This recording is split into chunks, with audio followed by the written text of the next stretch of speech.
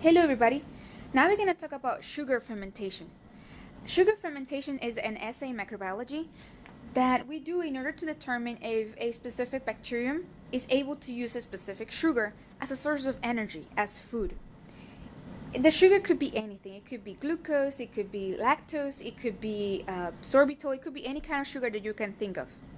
In this case, these two tubes are, they both have glucose. So we're checking specifically for glucose, okay? The only difference between these tubes is that this one is liquid and this one, as you can see, is solid. Now, if you're asking, how do you know if the bacteria were able to use the sugar? Well, both tubes, not only they both have glucose, they both have methyl red. And that's why it looks kind of red to pinkish color. If the bacteria were able to use the sugar that is inside both tubes, there will be sugar fermentation. The environment will turn acidic and methyl red will turn yellow. Like here. Okay? And I'm going to go into more detail about the results. To summarize again, if when you add the bacteria, the media stays red to pinkish color, that means that the bacteria were unable to use the sugar. If after you add the bacteria, the media turns yellow, that means that there was fermentation, the environment turned acidic, and that means that the bacteria were able to use the sugar. Now, you can also check both of them. If they turn yellow, you know that the bacteria were able to use the sugar. Now, you can test for gas production. Just because the bacteria were able to use the sugar doesn't mean that it produces gas. So you also check for gas production. And checking for the gas production is going to be different whether you're using liquid or solid. Let's start with the liquid one. So if you're using the liquid, what you're going to do is you're going to use a small tube. I don't know if you can see there is a small tube inside the big tube. The small tube is called the Durham tube, and I'm going to show it. This is the Durham tube, and this is an empty. This is what we did. We have these, and then we put the liquid. So the only difference between this one and the one is that one has the liquid, and this one doesn't.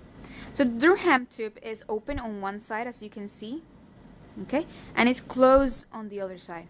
What you're going to do is you're going to put the open side inside. You can see the open side inside, upside down inside the big tube. Now, if there is gas production, it's going to be trapped in the Durham tube, in the small tube. Gases want to go up, so the gas is going to go up, and it's going to be trapped at the tip of the Durham tube. That's how you check for gas production in the liquid. In the solid, if you're using the solid one, you're going to see that the media, it's going to look cracked, and it's going to be pushed up. You're going to see both of them.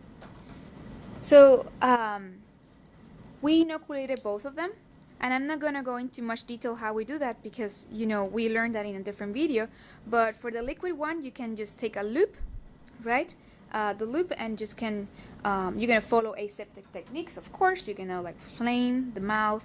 You're going to take the bacteria with the loop, you're going to put it in, you shake it, you flame it again, remember, and you're going to close it, right? For the solid one, we're going to use the needle, okay?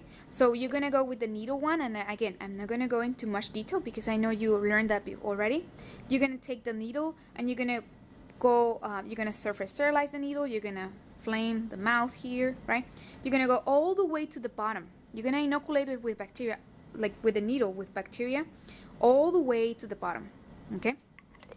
We did that. We inoculated both tubes, okay? And let's check the results.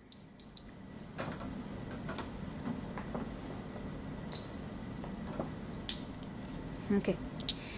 So here we have two different bacteria, bacterium A and bacterium B, okay?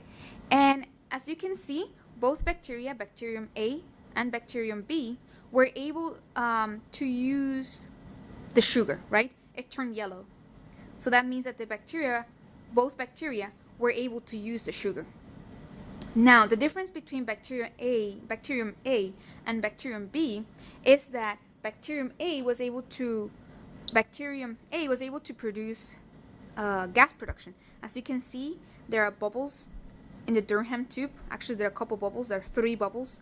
Whereas in where bacterium B was unable to produce gas, like you can see, Durham tube doesn't have any bubbles. Okay, so just to summarize, both bacteria were able to use the sugar because now the environment is acidic, so that means that there have been sugar fermentation. But only one bacterium was able to use the produce gas.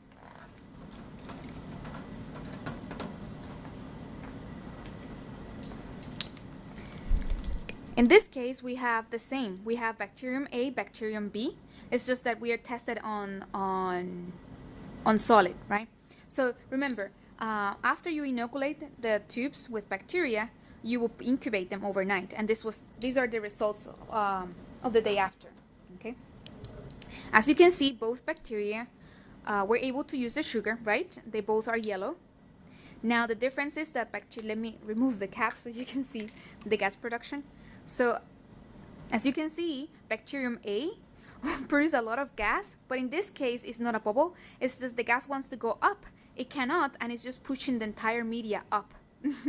And so you can tell definitely that bacterium A produce gas, and then bacterium B is not producing any gas. There is no, the media is just like it was originally, and there is no like cracks on the sides or anything. So definitely bacterium A produced gas, bacterium B didn't produce gas.